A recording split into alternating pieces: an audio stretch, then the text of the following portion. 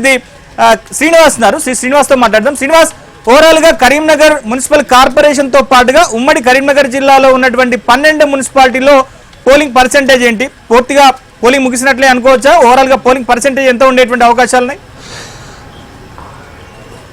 So మొత్తంగా Karimnagar corporation మినహా మిగతా 13 మున్సిపాలిటీల్లో మధ్యాహ్నం 3 గంటలకే 65% పైగా పోలింగ్ నమోదైంది. ఒక కరీంనగర్ మున్సిపల్ కార్పొరేషన్లో మాత్రం 51.91గా నమోదైంది. సో ఇంకొక 10-15% పెరిగే అవకాశం ఉంది. రాజకీయ పార్టీలు కూడా కరీంనగర్ మున్సిపల్ కార్పొరేషన్లో 65% పోలింగ్ నమోదయ్యే అవకాశం ఉందని ముందు నుంచి అంచనా వేస్తున్నారు. అయితే 3 గంటల తర్వాత ఎప్పుడైనా పార్లమెంట్ ఎలక్షన్ కానీ అసెంబ్లీ ఎలక్షన్ కానీ 3 గంటల తర్వాత పెద్ద ఎత్తున ఓటర్లు పోలింగ్ కేంద్రాలకు చేరుకొని ఓటు వేసే అవకాశం గతంలో ఉంది. ఈ రోజు కూడా మున్సిపల్ ఎన్నికల్లో కూడా అలాంటి వాతావరణమే కల్పిస్తోంది. సో మున్సిపల్ కార్పొరేషన్ పైన అన్ని పార్టీలు కూడా ఇప్పటికే కన్నేశాయి. ఎవరి ధీమా వారే వ్యక్తం చేస్తున్నారు. అయితే బీఆర్ఎస్ కు సంబంధించిన స్థానిక ఎమ్మెల్యే గంగుల కమలాకర్ మాత్రం కరీంనగర్ లో హంగొస్తుంది అంటూ ఆయన ప్రకటించారు. ఇటు బీజేపీ మాత్రం ఖచ్చితంగా కరీంనగర్ మున్సిపల్ కార్పొరేషన్ గెలుచుకుంటామని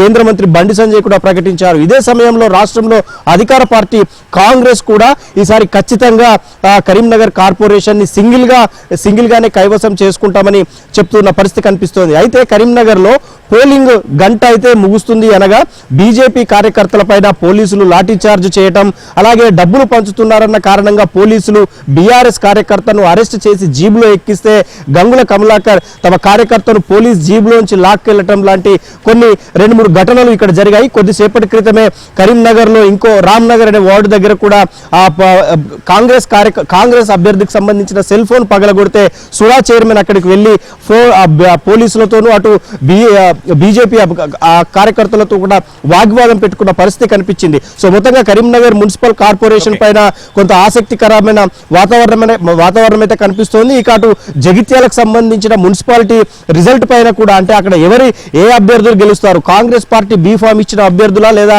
జీవన్ రెడ్డికి సంబంధించిన బరిలో ఉన్న ఇండిపెండెంట్ అభ్యర్థులు గెలుస్తారా అన్న దానిపైన కూడా కొంత ఉత్కంఠ అయితే నెలకొంది. ఓటు వేసి బయటకు వచ్చే క్రమంలో కొంత జీవన్ రెడ్డి కొన్ని ఆసక్తికరమైన కామెంట్స్ కూడా చేశారు.